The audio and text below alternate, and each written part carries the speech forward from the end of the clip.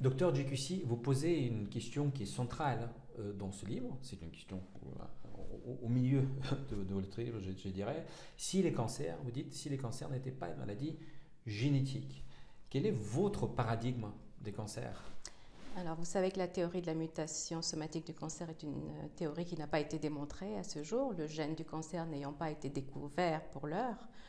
Et puis, le mode de présentation des cancers laisse penser que la maladie n'est pas génétique, notamment le mode d'évolution épidémique. Et personnellement, et je ne suis pas la seule, avec d'autres, nous pensons que le cancer est une maladie énergétique avec une présentation métabolique que je vous décris dans le livre, une maladie qui est centrée plutôt sur la mitochondrie. Vous allez nous expliquer la mitochondrie et tous ces éléments-là. Juste une remarque, le cancer, par exemple le Cancer Institute aux États-Unis, qui est une institution centrale, affirme toujours que le cancer est une maladie génétique. C'est vrai que de nombreux instituts réputés affirment que le cancer est une maladie génétique. Cette phrase est répétée comme un mantra, que ce soit sur le NCI que vous citez, que ce soit sur le site de l'INCA, notre Institut national du cancer. Vous trouvez également cette définition dans Wikipédia. Cependant, à ce jour, il n'a pas été démontré qu'il existe un gène du cancer.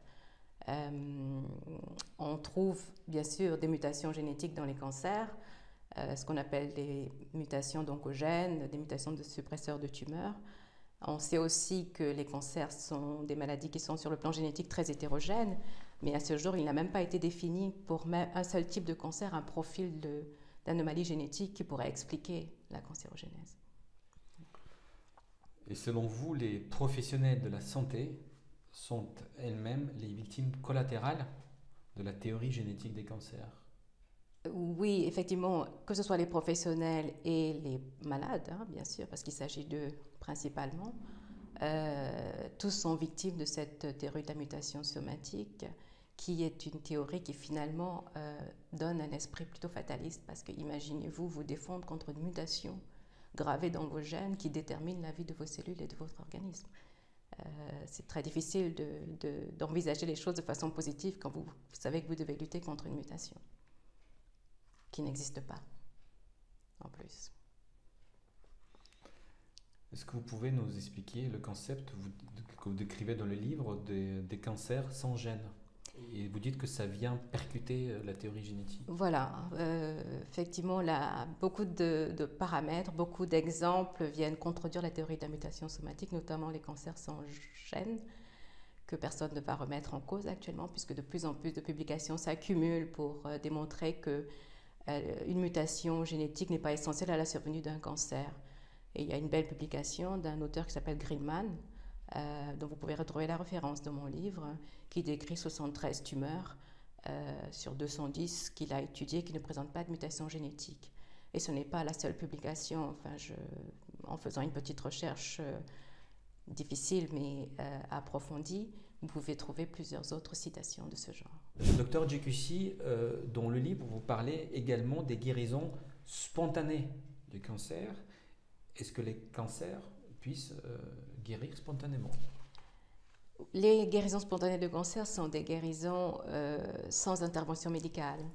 Et la littérature, depuis de nombreuses années, fourmille de ces publications de guérisons spontanées de cancer. Une des plus célèbres est la série de Cooley, qui comporte 160 cas de guérison spontanée de cancer.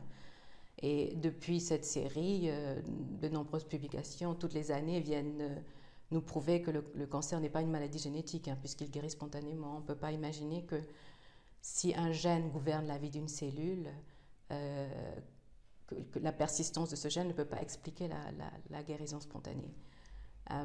Donc, comme je disais, quels que soient les types de cancers, on trouve des publications de guérison spontanée de cancer.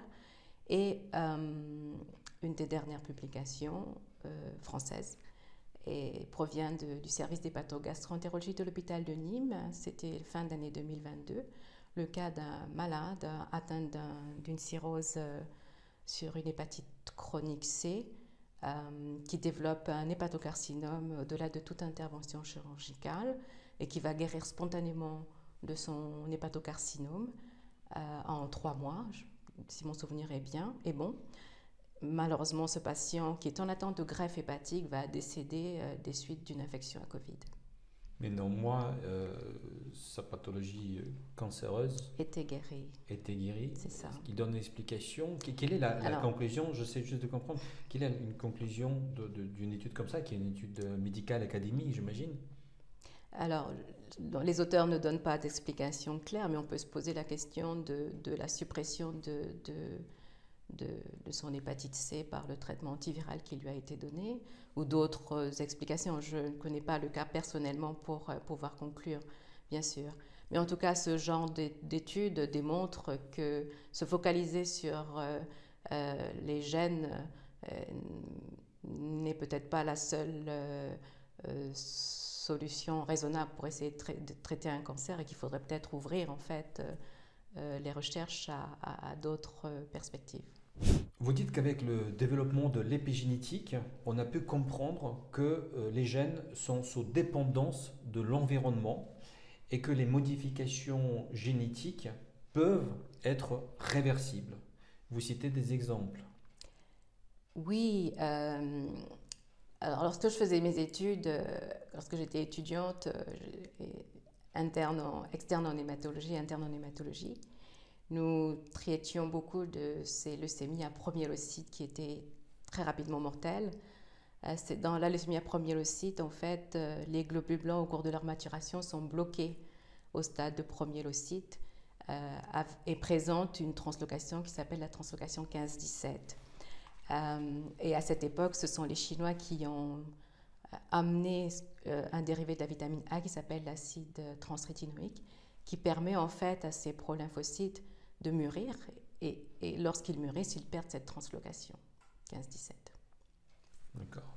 Si on essaie juste de revenir vers les gens qui ne comprennent pas la médecine, quand vous dites que le développement de l'épigénétique a fait comprendre que les gènes sont dépendants de l'environnement, est-ce que vous pourriez nous expliquer dans un langage accessible, disons, à des non-savants, qu'est-ce que ça veut dire l'épigénétique et comment est-ce que c'est possible que des maladies, notamment comme des cancers, pourraient éventuellement être réversibles?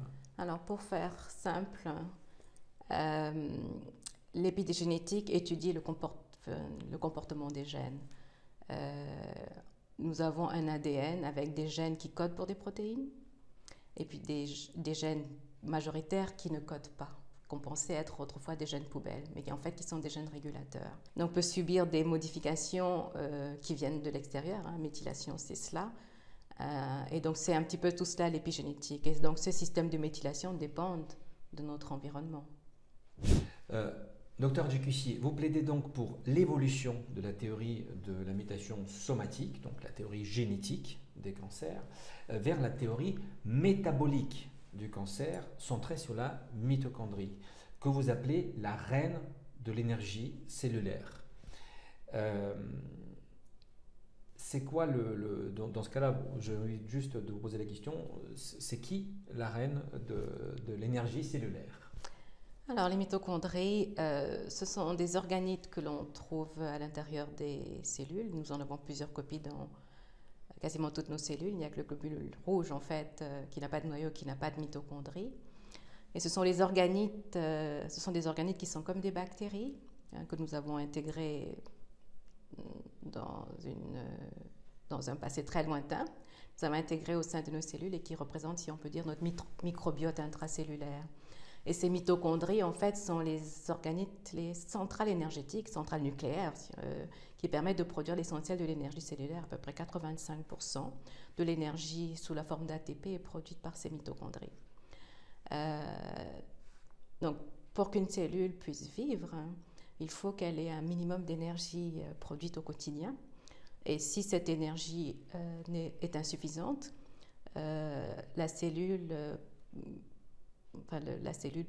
peut mourir par défaut d'énergie, par crise énergétique,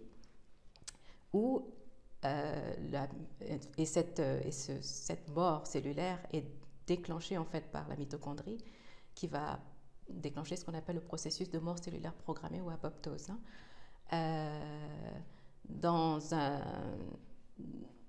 Ou à l'inverse, la mitochondrie la cellule peut déclencher son processus de survie auquel la mitochondrie participe. Et dans ces conditions, la mitochondrie, par ce que l'on appelle la réponse rétrograde, va envoyer un signal au noyau pour lui demander d'activer une machinerie de production énergétique qui habituellement est plutôt en sommeil, qui s'appelle la glycolyse. Voilà. Donc, pour conclure, est-ce que vous pouvez nous expliquer en quelques mots le concept de la théorie métabolique du cancer? Alors, la théorie métabolique du cancer ou théorie énergétique est centrée sur la mitochondrie. Donc, cet organique intracellulaire qui produit dans les conditions normales la majorité de notre énergie sous la forme d'ATP, à environ 85%. Grâce à une machinerie dont elle dispose, qui est située dans sa membrane, qu'on appelle phosphorylation oxydative.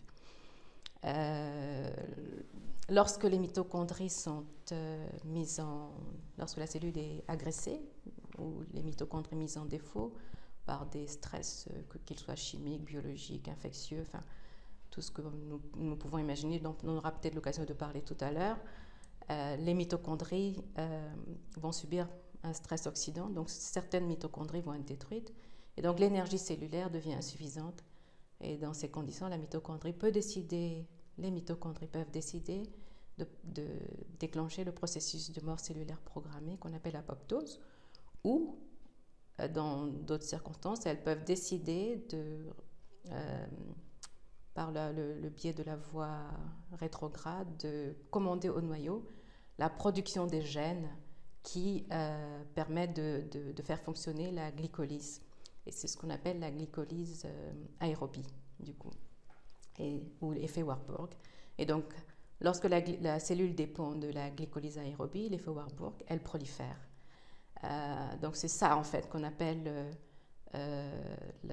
l'effet Warburg.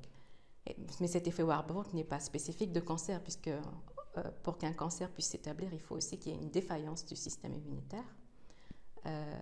Et on sait aujourd'hui que le micro-environnement de la tumeur est plutôt aidant de la tumeur, protège les cellules cancéreuses et les aide même à faire des métastases. Donc il faut ces deux couples-là, il faut la prolifération, il faut la glycolyse aérobie, mais il faut aussi à côté un système immunitaire défaillant.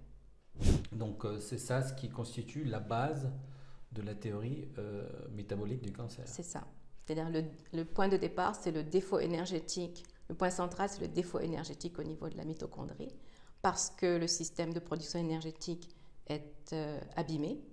Et donc la cellule se trouve obligée de recourir à un système de production qui a un moins bon rendement, qui s'appelle la glycolyse. Et elle le fait quelle que soit la présence d'oxygène. Habituellement, nous déclenchons notre système de glycolyse lorsque nous manquons d'oxygène. Donc, si nous manquons d'oxygène, la mitochondrie qui respire en fait l'oxygène pour produire l'énergie fonctionne moins. Donc, du coup, nous recourons à la glycolyse pour produire notre énergie, mais avec un défaut d'oxygène. Et nous faisons de la fermentation, nous produisons de l'acide lactique, nous avons des crampes. C'est ce qu'on fait quand on fait un effort qui dépasse nos capacités. Mais dans le cas du cancer, il n'y a pas de manque d'oxygène. La glycolyse se déclenche parce que la phosphorylation oxydative est en panne, si on peut dire. Et donc la cellule dépend de cette glycolyse aérobie, qui est un système de production énergétique à peu de rendement et qui permet à la cellule de proliférer. Glycolyse aérobie ne veut pas dire cancer. Par exemple, un lymphocyte dans un contexte infectieux fait aussi de la glycolyse. Un lymphocyte dans un processus d'inflammation fait de la glycolyse aussi. Pour qu'il y ait cancer, il faut en plus un système immunitaire qui montre des défaillances, et en particulier l'immunité innée. Il est très clair aujourd'hui que le micro-environnement de la tumeur, de la cellule cancéreuse, en fait, déjà souvent est mis en silence face aux cellules cancéreuses, ne les détruit pas. Et on sait même que ce micro-environnement, et les macrophages notamment, accompagnent le processus cancéreux, puisque parfois ils peuvent fusionner avec les cellules tumorales et les emmener vers les sites métastatiques.